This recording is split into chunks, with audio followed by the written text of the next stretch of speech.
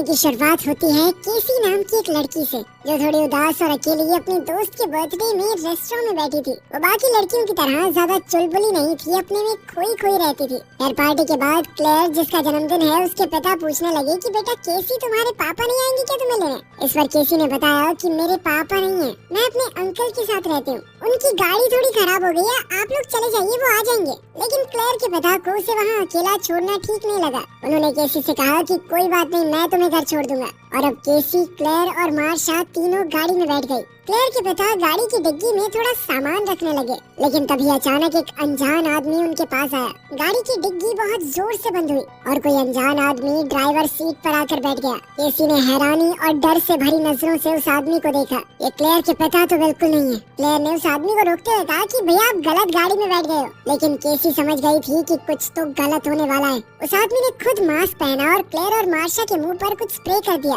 पीछे बैठी दोनों लड़कियां बेहोश हो गई। केसी ने बड़ी धीरे धीरे दरवाजा खोलने की कोशिश की, लेकिन तभी उस आदमी ने केसी को भी बेहोश कर दिया। जब केसी को होश आया तो वो एक ऐसे कमरे में थी जहाँ बहुत कम रोशनी थी। क्लेयर और मार्शा ने डरते हुए जैसे तैसे खुद को संभाल रखा था। चश्मे पहने हुए उनका किडनैपर अंदर आया और उसने मार्शा की तरफ देखते हुए कहा कि मैं तुम्हें चुनता हूँ, और वो तुरंत उसे खींचकर अपने साथ ले जाने लगा। मौका देखकर केसी ने मार्शा के कान में कहा कि सुसु कर देना, सुसु। और फिर कुछ ही मिनटों में वो आदमी मार्शा को रोते हुए वहाँ अंदर छोड़ गया। वो बहुत गुस्से में लग रहा था और उसने दरवाजा फट से बंद कर दिया। मार्शा ने केसी और क्लेयर को बताया, इस आदमी का नाम शायद डेनिस है, इसने मुझे वहाँ ले जाकर कपड़े उतार कर नाचने को कहा, लेकिन जैसे ही मैंने सुसु कर दिया तो वो मुझे वापस छोड़ गया। इस पर केसी ने बताया कि मैंने देख लिया था, इस आदमी को ओसीडी है, धूल, गंदगी, जर्म्स, ये सब सहन नहीं होता ऐसे लोगों से। सफाई की गंदी आदत होती है इन्हें। जब तुम्हारी गाड़ी में बैठा था, हमें किडनैप करने आया था, लेकिन फिर भी चीजें साफ कर रहा था। आदत है ना। क्लेयर बाकी दोनों लड़कियों को संभालते हुए कहने लगी कि डरो मत, सब ठीक हो जाएगा, हम मिलकर उसका मुकाबला करेंगे। टीवी की स्क्रीन पर 3 लड़कियों के गायब होने की खबर चल रही थी। एक बूढ़ी साइकियाट्रिस्ट डॉक्टर कैरन अपने कंप्यूटर पर काम कर रही थी। उसने देखा कि बैरी नाम के एक मरीज ने अपॉइंटमेंट बुक की है। वहीं दूसरी ओर क्लेयर प्लान बना रही थी कि अगर वो किडनैपर आएगा तो हम तीनों मिलकर उस पर हमला कर देंगे। लेकिन केसी ने कहा कि उसने इतने प्यार से उठा लिया था मार्शा को, बहुत ताकतवर है वो हम तीनों से। केसी ने कहा कि मुझे थोड़ा और वक्त चाहिए उसे समझने के लिए, क्योंकि अभी तक वो समझ नहीं पाई कि ये आदमी चाहता क्या है। केसी ने कहा कि मैं पक्का तुम्हारी मदद करूंगी, लेकिन पहले मुझे चीजों को देखने दो। अब डॉक्टर कैरन के क्लिनिक में एक आदमी टोपी और खुला सा कोट पहन कर आया और नॉक करके अंदर आ गया। ये आदमी बैरी है, लेकिन दिखता बिल्कुल डेनिस की तरह है, लेकिन इसकी पर्सनालिटी बहुत ज्यादा अलग है। यह डॉक्टर कैरन पहले से जानती है कि इस आदमी के शरीर में बहुत सारी पर्सनालिटीज हैं। कुल मिलाकर 23 लोग रहते हैं इस आदमी के दिमाग में। कैरन को शक हो रहा था कि ये बैरी नहीं, कोई और पर्सनालिटी है, क्योंकि वो चीजों को सही जगह पर रख रहा था। ये हरकतें तो डेनिस की हैं। खैर लड़कियां अभी भी उस बंद कमरे के दरवाजे से झांकने की कोशिश कर रही थी। उन्होंने देखा कि शायद किडनैपर के साथ कोई औरत भी है। ये औरत डेनिस से बात कर रही थी, जो लड़कियों के हिसाब से किडनैपर का नाम है। अचानक से वो औरत दरवाजे के पास आई और उसने कमरे का दरवाजा खोला। लड़कियों ने देखा कि ये कोई और नहीं बल्कि वही आदमी है। उसने बस लड़कियों के कपड़े और हील पहनी हुई थी। ये देखकर वो लड़कियां हक्की बक्की रह गई। वो सोच में पड़ गई कि उनका किडनैपर औरत के कपड़ों में क्यों है। मैंने डेनिस से बात की है, वो तुम्हें परेशान नहीं करेगा। और फिर वो वहाँ से दरवाजा बंद करके चली गई। उस बिना खिड़की के कमरे में मार्सिया और क्लेयर एक दूसरे से बात करने लगे कि पागल है ये आदमी, खुद से ही बातें किए जा रहे हैं, ये हमें मार देगा, छोड़ेगा नहीं। अभी कुछ देर बाद उनका किडनैपर डेनिस कमरे में एक बाल्टी के साथ है। वो गुस्से से बड़बड़ा रहा था कि बाथरूम इतना गंदा क्यों है। उसने लड़कियों को सफाई का सामान देकर कहा कि इसे साफ रखा करो, ठीक है। उसने साथ ही ये भी कहा कि मैंने पेट्रिसिया से वादा किया है, मैं तुम्हें छूंगा तक नहीं, ठीक है। वैसे भी तुम लोगों को खाने के लिए वो आने वाला है। और अब वो लड़कियों को इस परेशानी में छोड़ गया कि आखिर हमें किस चीज का सामना करना पड़ेगा। उसी रात क्लेयर और मार्सिया ने केसी को जगाया और दरवाजे की तरफ इशारा किया। वो किडनैपर अब एक पीली बारिश से बचने की जैकेट पहनकर दरवाजा खोलकर सामने बैठा हुआ था। वो बहुत खुश नजर आ रहा था। इस आदमी के दिमाग में 9 साल के एक बच्चे की भी पर्सनालिटी है, जिसका नाम है हेडविग। वो बार बार एक ही बात बोल रहा था कि कोई आने वाला है, वो तुम्हें अच्छा नहीं लगेगा। इस बार लड़कियां समझ गई कि ये किडनैपर नाटक नहीं कर रहा, शायद उसे सच में मल्टीपल पर्सनालिटी डिसऑर्डर है। लड़कियों को महसूस हुआ कि ये रूप थोड़ा भोला है और शायद आसानी से उनकी बातों में आ जाए। उन्होंने उससे सवाल पूछना शुरू किया ताकि कुछ पता चल सके। केसी ने हेडविग को कहा, इधर आओ, तुम्हें एक सीक्रेट बात बताऊंगी। केसी ने हेडविग से कहा कि वो हमारे लिए नहीं, तुम्हारे लिए आ रहा है। मैंने पेट्रिसिया और डेनिस को बात करते हुए सुना था क्यों नहीं इस बार एक लड़का चाहिए 9 साल का। ये सुनकर हेडविग थोड़ा डर गया। वो बार बार बोलने लगा कि तुम झूठ बोल रही हो, लेकिन केसी ने कहा कि हम तीनों तुम्हारी मदद कर सकती हैं उससे लड़ने में, हमें बस यहाँ से बाहर ले चलो। लेकिन हेडविग को अभी भी शक हो रहा था। वो जल्दी से दरवाजे की तरफ भागा और उसने दरवाजा बाहर से बंद कर दिया। केसी ने दरवाजे के गैप से देखा कि हेडविग भागता हुआ गया था। उसने दूसरा दरवाजा भी बड़ी हड़बड़ी में खोला। अब लड़कियां इस सोच में पड़ गई कि जरूर इस कमरे से निकलने का कोई रास्ता तो होगा। अब वो पूरे कमरे की दीवारों को थपथपा कर देखने लगी। तभी क्लेयर को शक हुआ कि शायद छत की दीवार खोखली हो सकती है और उसने उल्टा लटक कर अपनी हील से उसे फाड़ दिया। तभी हेडविग अचानक से कमरे में वापस आने की जिद करने लगा। क्लेयर ने जल्दी से छत से ग्रिल हटाई, जबकि मार्शा और केसी दरवाजे को पकड़े हुए थे। लेकिन वहीं हेडविग दरवाजा खटखटाते हुए डेनिस में बदल गया। डेनिस के अंदर हेडविग से ज्यादा जोर था और उसने दम लगाकर दरवाजे को खोल दिया। क्लेयर छत पर चढ़कर ये देख रही थी कि सीलिंग से वो रास्ता कहां पर जाता है, पर तभी डेनिस चिल्लाता हुआ उसका पीछा करने लगा। क्लेयर जल्दी से खाली लॉकर में छुप गई, लेकिन डेनिस ने उसे ढूंढ लिया। अब उसने क्लेयर को पकड़कर एक अलग कमरे में बंद कर दिया और साथ ही उसे अपने कपड़े उतारने को कहा। फिर वो मार्शा और केसी के कमरे में गया और सीलिंग को ठीक कर दिया। उसने धमकी दी कि अब क्लेयर तुम दोनों से दूर अलग कमरे में बंद रहेगी। उसने इन दोनों को भी कूड़ा उठाने के लिए कहा कि साफ सफाई रखा करो यहाँ पे।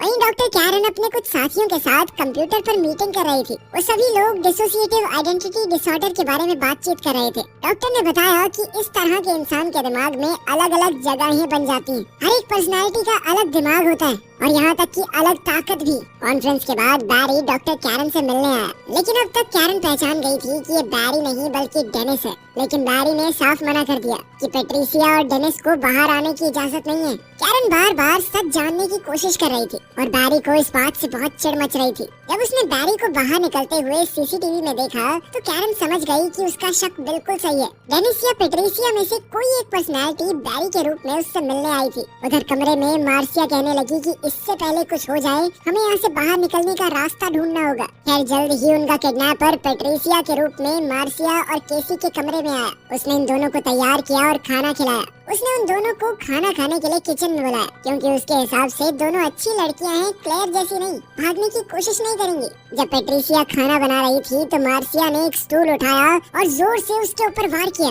लेकिन तभी पेट्रिसिया चली गई और डेनिस ने दिमाग पर कंट्रोल ले लिया। उसने केसी से कहा कि अभी के अभी खुद को अलग कमरे में बंद कर दो और साथ ही मार्सिया को सजा के तौर पर अलग कमरे में बंद कर दिया। डेनिस ने गुस्से में केसी से कहा कि तुम लोगों को वो कच्चा खा जाएगा, बढ़िया ही होगा तुम्हारे साथ, कोई प्यार से पेश आए तो धोखा देती हो तुम। खैर अगले दिन जब केसी की नींद खुली उसने देखा कि हेडविग उसके पीछे लेटकर सोया हुआ था। हेडविग ने बताया कि बैरी और पेट्रिसिया तुम लोगों से गुस्सा हैं, अब वो जल्द से जल्द बीस्ट को बुलाना चाहते हैं, लेकिन मैं अलग हूँ, मुझे तुम्हारी चिंता है सच में। इस बात पर केसी ने हेडविग से पूछा कि क्या तुमने कभी बीस्ट को देखा है। ये सुनकर हेडविग थोड़ा घबरा गया। उसने बात बदलते हुए कहा कि क्या मैं तुम्हें किस कर सकता हूँ। केसी ने ना चाहते हुए भी हामी भर दी, क्योंकि वो हेडविग के भोलेपन का फायदा उठाकर वहाँ से निकलना चाहती थी। इसके बाद उसने हेडविग से कहा कि तुम तो बहुत अच्छा किस करते हो। फिर उसने हेडविग से कहा कि हम दोनों को तुम्हारे कमरे में जाके डांस करना चाहिए, है ना। गाने सुनते हुए लेकिन हेडविग ने कहा कि मुझे यहाँ से जाना होगा, क्योंकि बैरी नाम की एक पर्सनालिटी की मीटिंग है डॉक्टर कैरन के साथ। इस सेशन के दौरान डॉक्टर कैरन ने सीधे तौर पर कहा कि मैं बैरी नहीं डेनिस से बात कर रही हूँ।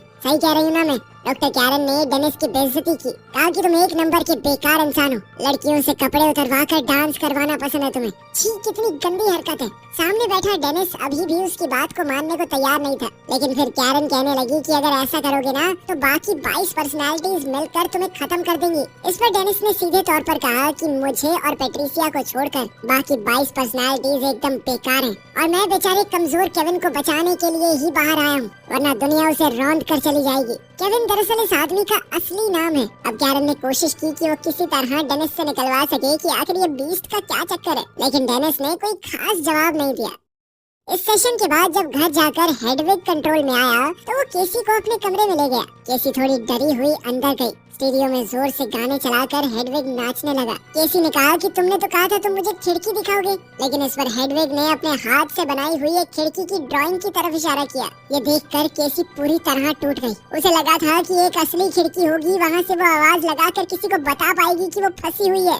अब केसी नाराज होकर वहाँ से जाने लगी कि तुम्हारे पास कुछ नहीं है, तुम झूठे हो। पर तभी हेडविग ने उसे मनाने के लिए एक वॉकी टॉकी दे दिया, कहा कि ये असली है केसी ने इस मौके का फायदा उठाने की कोशिश की और वॉकी टॉकी में कहा कि हमें बचाओ, हम फंसे हुए हैं। लेकिन दूसरी तरफ से जिस आदमी को सिग्नल कनेक्ट हुआ था उसे लगा कि कोई मजाक कर रहा है। केसी ने उस आदमी को पूरी बात बताने की कोशिश की ताकि वो उन्हें वहाँ से निकाल पाए, लेकिन हेडविग ने वॉकी टॉकी वापस ले लिया और केसी को अपने कमरे में भेज दिया। इसके बाद डेनिस ने शरीर पर काबू पा लिया। उसने केसी से कहा कि एक बार रात खत्म हो गई तो दानव खुश हो जाएगा। उसने केसी से कहा कि जल्द ही बीस्ट जागने वाला है और तुम सब लड़कियां उसका खाना बनोगी। अब केसी को अपने बचपन की एक झलक याद आई। वो अपने घर के पास वाले जंगल में घूम रही थी जब उसके अंकल जॉन एक बड़े से पत्थर के पीछे छुपे हुए थे। उन्होंने केसी को अपने पास बुलाया। केसी इस वक्त जंगल में अकेली थी, बिना अपने पिता के। अंकल जॉन बिना कपड़ों के था। उसने केसी से कहा कि अपने कपड़े उतार दो, हम दोनों गेम खेलेंगे, हम दोनों जानवरों की तरह घूमेंगे यहाँ पर। दरअसल ये अंकल केसी के साथ गलत काम करता था।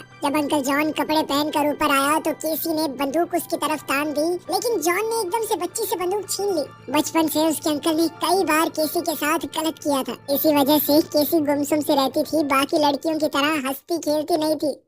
शाम के वक्त जब डॉक्टर कैरन ने अपनी ईमेल चेक की तो पता चला कि बैरी ने बहुत सारे मैसेज कर रखे थे। उसने बार बार लिखा था, वी नीड यू, हमें आपकी जरूरत है। कैरन समझ गई थी कि डेनिस जरूर बाकी पर्सनालिटीज को दबा रहा है और वो उससे मिलने उसके घर पर आई। डेनिस कैरन को बैरी के कमरे में ले गया और उससे थोड़ी बहुत बातचीत की। उनकी बातचीत के दौरान कैरन को यकीन हो गया कि डेनिस अब इस शरीर पर पूरी तरह हावी हो चुका है। उसे पूरा शक हो गया था कि डेनिस ने ही उन 3 लड़कियों को किडनैप किया होगा। मौका मिलते ही डॉक्टर कैरन ने जल्दी से जाकर एक कमरे का दरवाजा खोला। वहाँ उसे क्लेयर जमीन पर पड़ी हुई मिली, लेकिन तभी पीछे से डेनिस आ गया और कैरन को दवाई सुंघाकर बेहोश कर दिया। केसी अंदर से दरवाजा खोलने की कोशिश कर रही थी और बाकी दोनों लड़कियाँ भी खुद को आजाद करने के लिए सही वक्त ढूंढ रही थी। डेनिस ने एक मॉल से फूलों का गुलदस्ता खरीदा। जब वो घर वापस आ रहा था तो केसी एक कमरे में गई जहाँ पर कंप्यूटर रखा हुआ है। इस कंप्यूटर में उसे 23 अलग अलग पर्सनालिटीज की वीडियोस मिली। उधर डेनिस एक पुराने रेल के डब्बे में पहुंचा और यहाँ वो अपनी 24वीं पर्सनालिटी यानी कि बीस्ट में बदल गया। वो और बड़ा हो गया और जानवर की तरह चलने लगा। वो जानवर की फुर्ती से भागकर घर की तरफ गया। कैरन को होश आया तो उसने डेनिस की टेबल पर ही नोट्स लिखना शुरू कर दिया। वो दानव के रूप में घर के अंदर पहुँच गया। कैरन ने धुंधली आंखों से चाकू उठाया और पीछे खड़े जानवर पर वार करने की कोशिश की, लेकिन बीस्ट ने दिमाग पर पूरी तरह काबू पाके अपने शरीर की खाल को बहुत ज्यादा मजबूत कर दिया था, जिस वजह से ब्लेड टूटकर नीचे गिर गया। इस जानवर ने कैरन को अपने हाथों के बीच दबोचकर मार डाला। सारी वीडियोस देखने के बाद केसी को पता चल गया कि चाबियां कहां पर रखी हैं और अब वो चुपके से हॉल के रास्ते में चलती हुई मार्सिया और क्लेयर को ढूंढने लगी। मार्सिया के कमरे में करहाती हुई खून से लथपथ लाश पड़ी थी। क्लेयर एक कमरे में जिंदा थी, लेकिन तभी उस जानवर ने उसे घसीटकर खाना शुरू कर दिया। तभी केसी को टेबल पर कैरन का लिखा हुआ वो नोट मिला। उसे अभी पढ़ ही रही थी कि तभी वो देखकर सुन्न हो गई कि वो जानवर दीवारों पर रेंग रहा है। केविन ने लिखा था कि बार बार उसका नाम लो, केविन वर्डेल क्रम्प। वो लगातार उसका नाम जोर जोर से चिल्लाने लगी। अब शरीर में असली केविन बाहर आया। केविन को याद आया कि कैसे बचपन में उसकी अत्याचारी माँ उसे मारती थी। इसी वजह से केविन की बाकी पर्सनालिटीज बाहर आई। केविन ने डॉक्टर कैरन को देखकर केसी से पूछा कि इन्हें किसने मारा। इस पर केसी ने बताया कि तुमने। ये सुनकर केविन को बहुत बुरा लगा। उसने केसी को कहा कि मैंने एक बंदूक खरीदी थी, वो तो यहीं रखी है लेकिन गोलियां नीचे हैं। मुझे मार दो केसी, मुझे मार दो, मुझे मार दो, मैं बहुत खतरनाक हो चुका हूँ। अब केसी की आंखों के सामने ही अलग अलग पर्सनालिटीज बाहर आने लगी। जब हेडविग सामने आया तो केसी बंदूक ढूंढने लगी। अब केसी समझ चुकी थी कि जल्द ही ये दोबारा जानवर में बदलने वाला है। अब वो नीचे कमरे में जाकर गोलियां ढूंढने लगी, लेकिन इससे पहले कि केसी सारी गोलियां भर पाती जानवर सामने आ गया। जानवर ने उसे खींचा और इस सब में उसकी स्वेटर फट गई। केसी ने मौका देखकर दोबारा बंदूक उठाई और भाग निकली। अपनी घायल टांगों के साथ भी वो किसी तरह दूसरे कोने में पहुंची। अब उसने बंदूक उस जानवर की तरफ तानी हुई थी जो धीरे धीरे उसकी तरफ बढ़ रहा था। जिस तरह केसी के पिता ने उसे शिकार करना सिखाया था, बिल्कुल वैसे ही उसने जानवर पर निशाना लगाया। अब केसी के पास सिर्फ 2 ही गोलियां थी और उस जानवर पर पता नहीं कैसे गोलियों का असर नहीं हो रहा था। अब वो जानवर अपने हाथों से लोहे की सलाखें मोड़ने लगा। अभी अचानक उसकी नजर केसी के शरीर पर लगे निशानों पर पड़ी। उन्हें देखकर वो समझ गया कि केसी के साथ भी बचपन में कुछ गलत हुआ है जैसा उसके साथ हुआ था। इस वजह से उसने केसी को वहीं जिंदा छोड़ दिया और वहाँ से चला गया। अगले दिन एक आदमी वहाँ आया जिसने केसी को पिंजरे में फंसा हुआ देखा। वो केसी को बाहर लेकर आया और केसी किसी तरह बच गई। मौका मिलने पर केसी ने सब कुछ बता दिया कि किस तरह उस आदमी ने उन्हें किडनैप करके बेसमेंट में 3 औरतों का खून किया। पहले इस बात पर ज्यादा विश्वास न करने वाली दुनिया को अब पूरा भरोसा हो गया था कि डिसोसिएटिव आइडेंटिटी डिसऑर्डर सच में एक बीमारी है जो बहुत ज्यादा घातक है। उधर वो जानवर अभी भी जिंदा था और ये देखकर खुश हो रहा था कि उसके शरीर पर तो गोलियों का भी असर नहीं होता। वीडियो पसंद आई तो लाइक कर देना, चैनल को सब्सक्राइब कर लेना। मिलते हैं अगली वीडियो में।